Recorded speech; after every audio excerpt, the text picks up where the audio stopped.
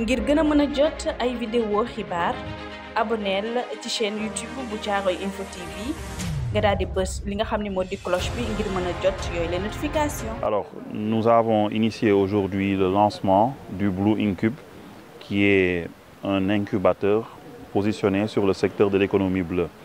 L'objectif de cet incubateur, c'est d'accompagner les entrepreneurs, les start-upers, porteurs de projets qui sont dans le domaine de l'économie bleue, qui ont des entreprises jeunes, innovantes. Et l'objectif de l'incubateur, c'est justement de leur fournir des services qui peuvent leur garantir un succès dans leur projet entrepreneurial. Alors ce programme, effectivement, s'inscrit dans le cadre du programme Xëyu Ndaw ñi, initié par son Excellence, le président de la République du Sénégal, Macky Sall, qui a invité les structures de formation à davantage inciter les jeunes, pousser les jeunes vers une dynamique d'autonomisation. Cette dynamique d'autonomisation, elle passe par un développement de compétences, mais aussi par un accompagnement en termes d'entrepreneuriat. Donc cet incubateur a été voulu par le ministère des Pêches et de l'économie maritime de la République du Sénégal. Le ministre des Pêches et de l'économie maritime, Pape Sagna Mbaye, nous a accompagnés, nous a soutenus dans cette dynamique de mise en place de ce programme qui a vocation désormais à accompagner nos jeunes apprenants sur toute la chaîne de valeur. Cela veut dire que l'étudiant, le jeune qui vient se former au niveau du CNFTPA et qui, parce que la formation est pratique, au terme de sa formation a une jeune entreprise, pourra bénéficier d'un accompagnement, pourra bénéficier de l'expertise de nos partenaires qui travaillent avec nous dans le cadre de cet incubateur qu'on est en train de mettre en place. Ces partenaires sont multiples. C'est l'Institut français qui a déjà un incubateur et dont l'expertise aujourd'hui vient féconder notre projet. C'est aussi d'autres entités avec qui nous avons contracté et qui vont travailler avec nous pour promouvoir cet entrepreneuriat bleu, conformément à la vision de l'État du Sénégal. Effectivement, aujourd'hui, le constat, c'est que tous les diplômés de la République du Sénégal ne peuvent pas systématiquement être recrutés par le public ou par le privé.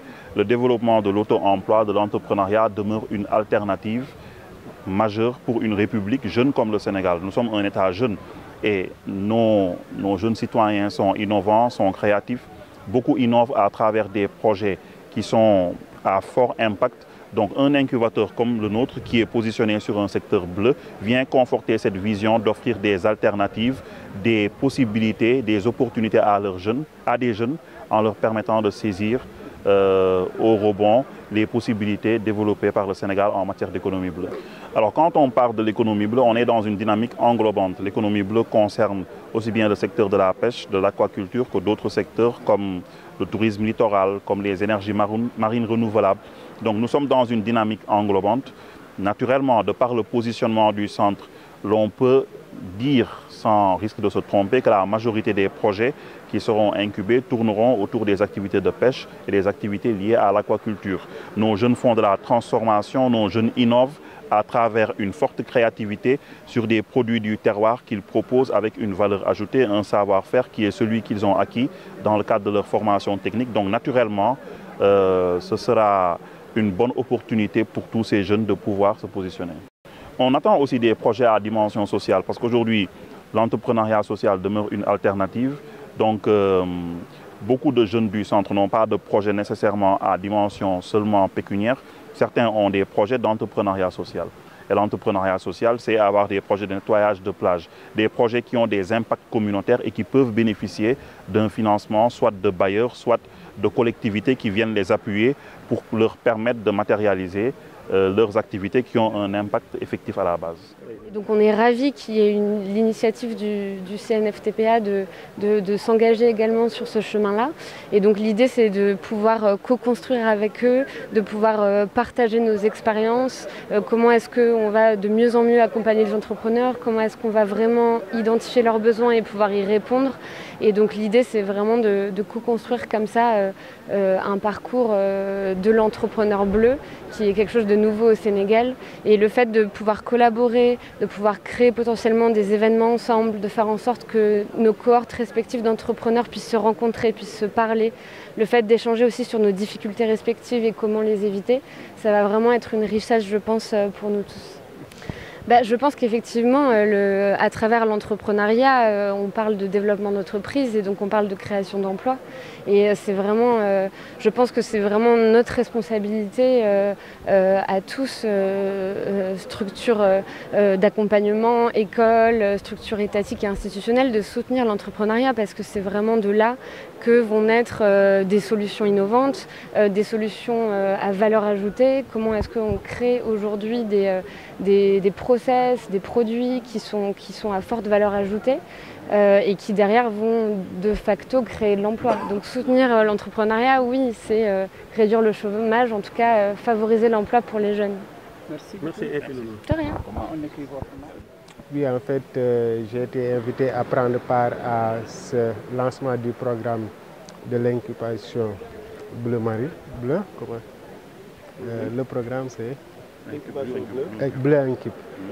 Donc, du coup, en tant qu'autorité locale, maire d'une commune à vocation maritime, à vocation côtière, nous avons estimé que ce programme nous intéressait au plus haut niveau.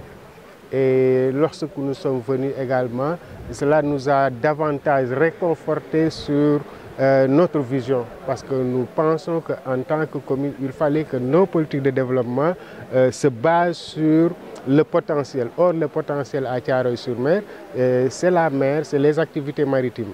À telle enseigne qu'au sortir de ce programme, nous sommes convaincus qu'il faut davantage insister dans l'entrepreneuriat.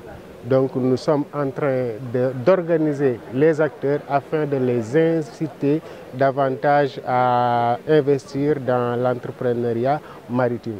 Donc du coup, effectivement également, sur le fait que Thiaroye-sur-Mer étant une commune côtière, nous pouvons, au sortir de cette rencontre, voir comment investir sur le tourisme maritime. Oui, nous avons une vision, c'est-à-dire que toute entreprise implantée dans la commune doit pouvoir apporter sa contribution au financement du projet de développement local. Et je dois dire que jusqu'à maintenant, il ne se passe pas comme on le voudrait. C'est pourquoi nous avons pris une nouvelle orientation. Essayer d'organiser un cadre de concertation qui regroupera l'ensemble des entreprises de la commune et les inviter à participer au financement de notre programme de développement local. Parce que jusqu'à maintenant, ce à quoi on a assisté, c'est qu'effectivement les entreprises participent, mais c'est des appuis ponctuels.